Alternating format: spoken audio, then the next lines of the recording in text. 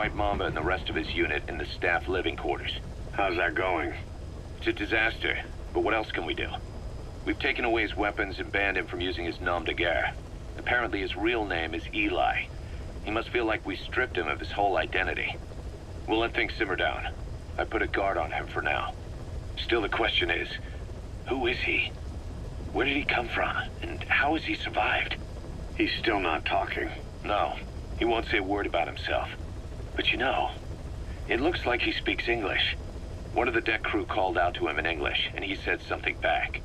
He just lost it all of a sudden, started mouthing off at the guy, in perfect English. He wasn't stringing together words he picked up somewhere. So English is his mother tongue.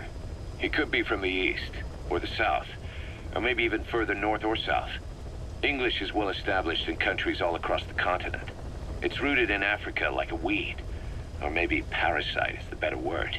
So just speaking English doesn't help us figure out where he comes from. Could even be from off-continent. Right. In any case, we'll keep an eye on him. If we learn anything else, I'll be sure to let you know. About the pathogen spreading through Mother Base. You've seen everything we've got on the outbreak. What's your opinion? Textbook symptoms of vocal cord parasite infestation.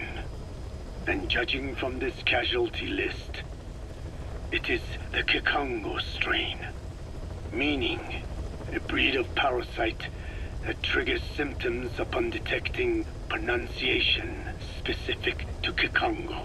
So our Kikongo-speaking staff are at risk? Quite so. He's right. All the victims do speak Kikongo. So they can survive if they just use another language? There is no guarantee. You're only dealing with the Kikongo strain. Other language strains may be present. You well know he was teaching them languages from all over the world. The Devil's House.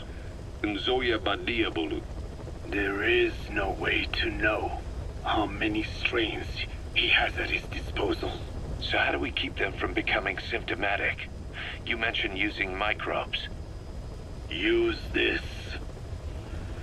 A type of Wolbachia, introduced to a sample of the parasite. Wolbachia. A parasitic bacteria that colonizes the parasites, turning male to female and preventing copulation. You must cultivate more. What have you done with the infected bodies? Cremated to stop the spread of infection, but we did keep a few for study. Good. Take this sample, grind it to a pulp, and introduce it to the larvae now nesting in the dead. The Wolbachia will multiply rapidly within those larvae. They're soldiers, not some petri dish. Conventional cultivation methods will take too long. Extract the Wolbachia from those larvae and vaccinate your men. Kikongo speakers first. This is the fastest, surest way. No one is to speak a word of Kikongo until the Wolbachia are safely inside them. I will instruct your medical staff in detail on site. You have the appropriate facilities. Yes, but do not worry. I made a pact with your bête de Holone on the honor of the Dene. I speak no lies. keep an eye on him. Will do. Follow me. I'll take you to the medical team. Now, we must wait for the Wolbachia to multiply in the larvae. How is the disease transmitted? If it's carried by insects or rodents, then... There is no intermediate host. So... The vocal cord parasites lay their eggs in the larynx of the host. Most hatch and migrate to the lungs, but some are transported to the mouth through ciliary movement, mixing in with saliva. Saliva. Droplet transmission. Sneezing, coughing. Any food or water containing infected saliva. It would spread fast. Indeed. And when the larvae migrate to the lungs, symptoms can resemble the early stages of a cold. making it easy to infect others. Meaning a simple conversation would be enough to pass it on. All right, so what happens after the larvae migrate to the lungs? It is as I said before. They mature by feeding on alveolar tissue. It is only then that noticeable symptoms appear in the host. And by that point, it's too late. He's infected everyone else. It's one hell of a weapon you've created. That is what Blag Anna wanted. Something that would spread easily. In truth, he's not the reason. But we will discuss that another time. The Wolbachia have multiplied. We're preparing to extract them and begin vaccinating. But is this really the only way? Sure, it'll prevent infection, but the cost? You would rather remove their vocal cords? No. Tactical communication's a linchpin of what we do. What if we were to ban the use of Kakongo? Insufficient. First, there's no guarantee that only the Kikongo strain is here. Second, there is the matter of how the parasites lay their eggs. Before they can copulate, they must be exposed to the pronunciation of a specific language for a period of time, like a container filling with water.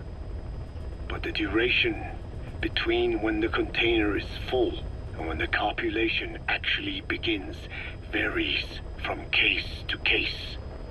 In other words, even if the infected stop speaking as a countermeasure, it may already be too late. The only true solution is to prevent copulation through the Wolbachia, or by physically removing the affected tissue. Do any antiparasitics work? It sounds as though you have already tried. Yeah. We tried every one there is, and nothing. I have yet to find a medicine that can remove the parasites. At best, it temporarily covers their ears. Why is that? Because the parasites are companions to us. To remove them inevitably harms the host. Companions? More than you think. And this is why the human immune system cannot eliminate them. We've inoculated the staff with Wolbachia to keep them from becoming symptomatic. That should also contain the infection. How did this happen in the first place? It has to have been a Cypher spy within our ranks. If this is so, then why the Kakongo strain? If their intent was to wipe you out. Skullface said the remaining English parasite was close to the boss. If this latest strain was his doing, he wouldn't have tipped his hand. It is possible someone brought eggs onto the base without knowing. Stuck to their shoes, clothing. Well, that makes the most sense to me. Then where did the eggs come from? You mentioned that your boss visited Nzoya Badiopulu. Sure, but his gear's disinfected immediately upon return. Then he was not the carrier. And not just the boss. All staff dispatched to high-risk regions were quarantined on the flight back. When the symptoms first appeared, we checked and disinfected all equipment used up to that point. Any and all prisoners, soldiers, materials, and animals extracted during missions were also quarantined. So, that just leaves... I have seen children around here. Where are they from? All over. Some were being held hostage at a mine. Then there were the troublemakers at Wolbachia. Wolbachia? Yeah. Their clothes, their things. Did you burn them? They're just kids. We couldn't. And besides, not one of them's shown symptoms. The parasites don't infect prepubescent hosts. Their vocal cords are not fully developed. Well, if infection doesn't occur in children... It is possible they carried eggs on their clothes, and the infection spread from them. Check the kid's stuff. I doubt there is any trace left by now. But if there is, some of those kids must be close to hitting puberty. How could we have missed this? The name Wolbachia got quite a reaction from you. I'm guessing the Kikongo strain was released in that village. Cypher used that region to experiment with vocal cord parasite transmission. The Kikongo strain. The settlements around the refinery upstream of Wolbachia were the proving grounds. They would infect one villager, then record transmission speed. Dangerous work. If they failed to contain the infection, it would slip into the surrounding regions. At which point the world found out about the parasites, making them useless as a weapon. Incredible they'd risk such a thing. The test site was densely populated too. A terrible place for such experiments. No doubt, they thought burning everything would wipe away all traces. The settlements were covered in oil anyway. Who would wonder if one day they caught fire? And so it did. They burned it all, living and dead. Those remains. But they miscalculated. Transmission speed was far faster than anticipated. It may have been the temperature, or hygiene standards, or perhaps the parasites reacted quickly to Kikongo. Whatever the reason, nearly all villages were swiftly infected, and the settlements reduced to mounds of corpses. Making matters worse, the dry season was ending. When it came time to burn the village, the Moneni River had swelled. Many of the bodies were waterlogged. Meaning they didn't burn completely. The corpses still contained viable eggs, and the larvae washed downstream. And when the people downstream drank that water, That marked the end for Wolbachia. I learned all of this at the mansion. I warned him of the risk of eggs getting out. And? We are prepared for any eventuality. I get it. Putting the oil field back online. The oil leaks, saner. They plan to pollute the river, prevent the spread of infection. But the oil flow was stopped, and downstream the people of Masa village started using the water again. The PF soldiers deployed at the village were locals, spoke Kikongo. They were infected, and the kids survived. I've heard enough. And who stopped the flow of oil? Don't. We did. That confirms it. The source of the Kikongo strain infection was Masa village. And the children brought it here. It is no one's fault. There is no blame to be cast. The parasites, they were tested in other regions? Their physiology requires that they be tested under varied conditions. Another test site was in Afghanistan. So it was the parasites there. Both the Pashto and Tajik languages are spoken in the mountains of Afghanistan, and population density is low. Ideal testing grounds for how accurately the parasites target only the specified language. It is also relatively easy to prevent the spread of infection. And the results? The first test, I am told, was a success. Once the Pashtun Mujahideen were infected with the Pashto strain, they were all but wiped out. The Hamid fighters at Smasei Fort. It was doubly successful. No Tajik Mujahideen or Soviet soldiers became symptomatic. So the parasites proved to be effective. What about the second test? Also supposedly a success. A Pashtun village was the target. However, the original aim was to obtain samples of the infected. In this, they failed. And the village? The Soviets enacted a standard scorched earth operation. That must have been the village where Malak lived, before being held captive at La Marjate Palace. Having had more time to think on it, the details shared with me may have been false. They are madmen who would do anything to cover up the truth. They certainly seem to like tossing their problems in the fire. As a boy, Skullface's life went up in flames. Perhaps that is what fuels his fixation with fire. Your Wolbachia stopped the infection all right, but I still don't get it. How can a few bacteria change males to females? I know they're only bugs, but... It is not such a rare thing in the natural world. Many insects and nematodes are infected with Wolbachia. But why? They nest in the cell cytoplasm of the host, even in the egg cells, with the result that the offspring are born infected. Mother-to-child transmission. However, Wolbachia cannot nest in sperm because they do not have cytoplasm.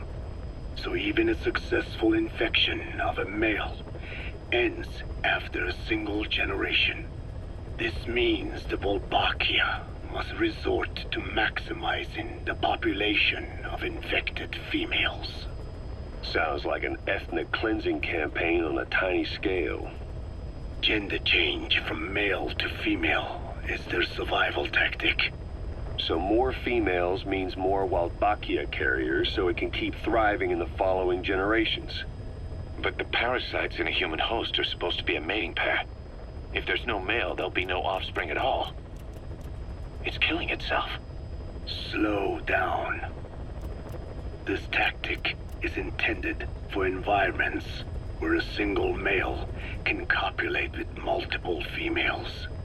Originally, the Wolbachia did not infect the vocal cord parasites.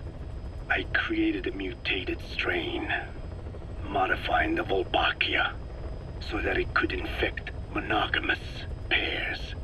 The Wolbachia's greatest multiplying tactic, the male-to-female change, worked against itself in the monogamous parasites, just as you said.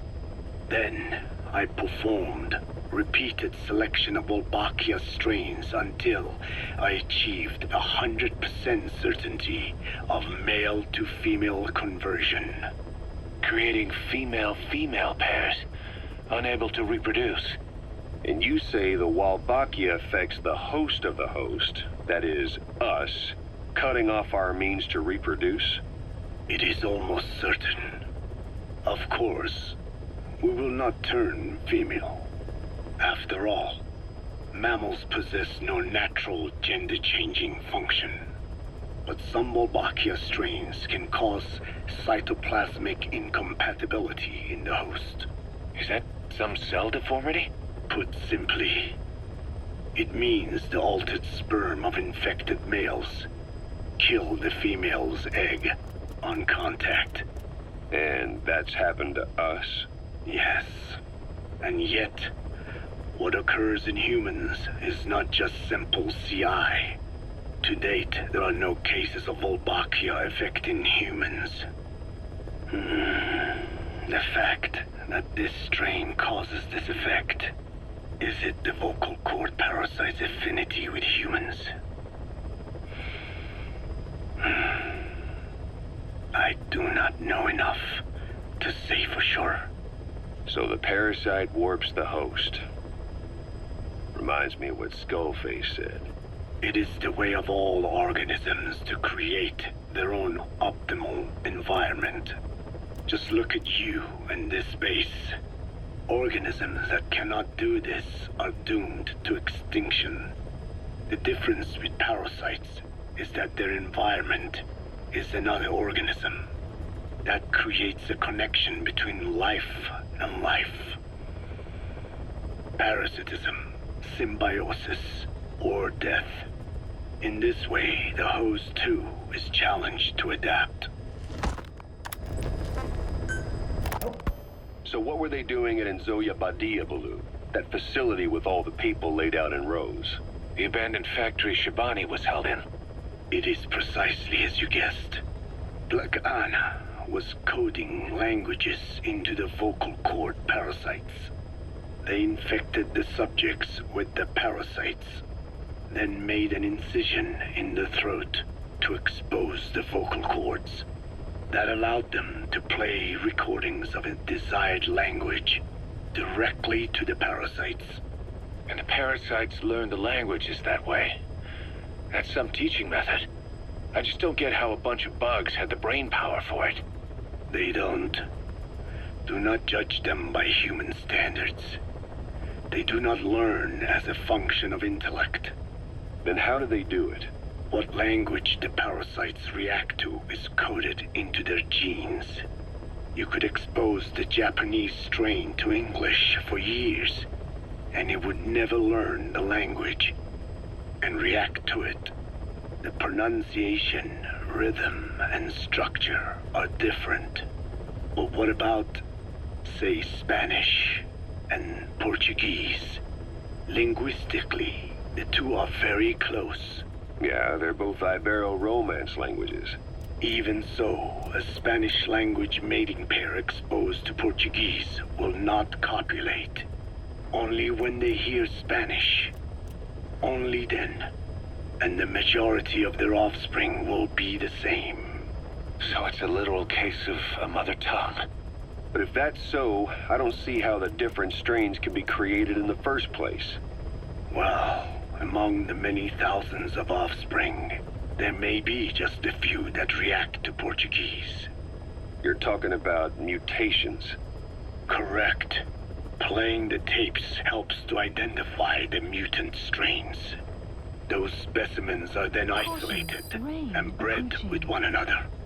From their children, specimens that react more strongly to Portuguese can again be selected and bred.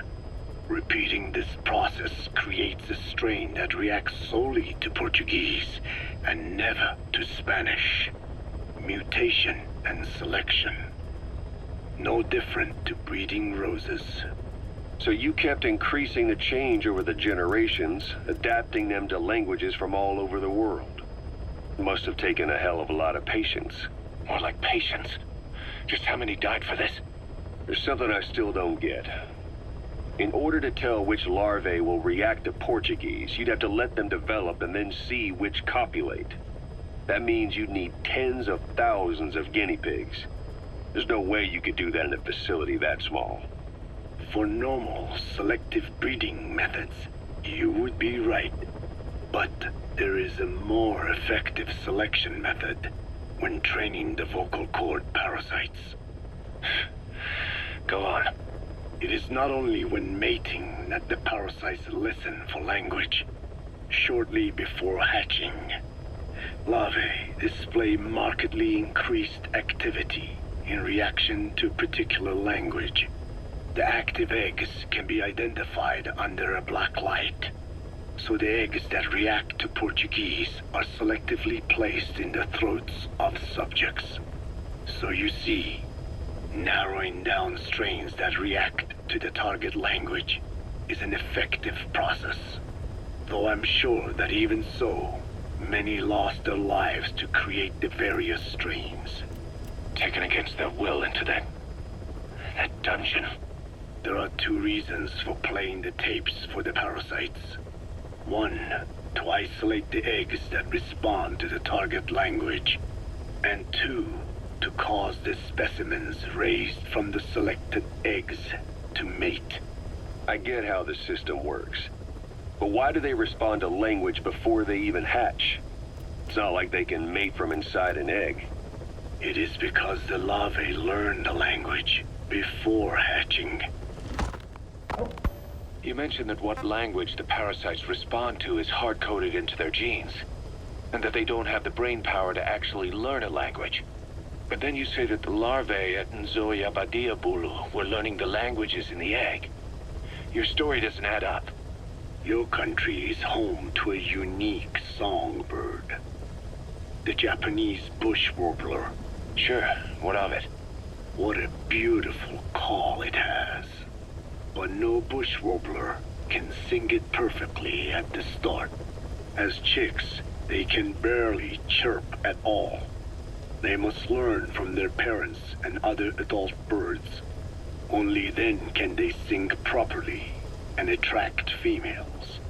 So naturally, there are individual differences in each bird's call.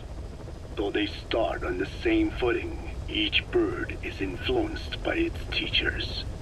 And the parasites are the same? Like the birds, the parasites have a genetic predisposition towards a particular language. But while in the egg, the larvae's ears are tweaked by listening to the voice of the host. This tweaking ensures that the grown parasites will react better to the host's speech pattern. Why would they have an ability like that? Well, there are distinct regional differences within even the same language. Rare is the language that has no unique dialects. Yes, learning the host's speech pattern before hatching attunes the larvae to whatever twist of pronunciation it will encounter. This adaptive ability is what makes them so formidable. I see. So a language requires selective breeding, but the parasites can learn dialects by themselves. Of course, having the egg-stage larvae listen to the tapes in the factory was not meant to teach them. It was more important to use that trait of theirs to identify the mutated strains. As I mentioned earlier, Is that really accurate enough to use as a weapon? You could wipe out a neighboring ethnic group by accident if their pronunciation is too close. what you say is true. In that sense, they are imperfect as ethnic cleansers. But for his purposes, they are good enough. His objective was not to exterminate any one ethnic group, but to render the world's lingua franca, English,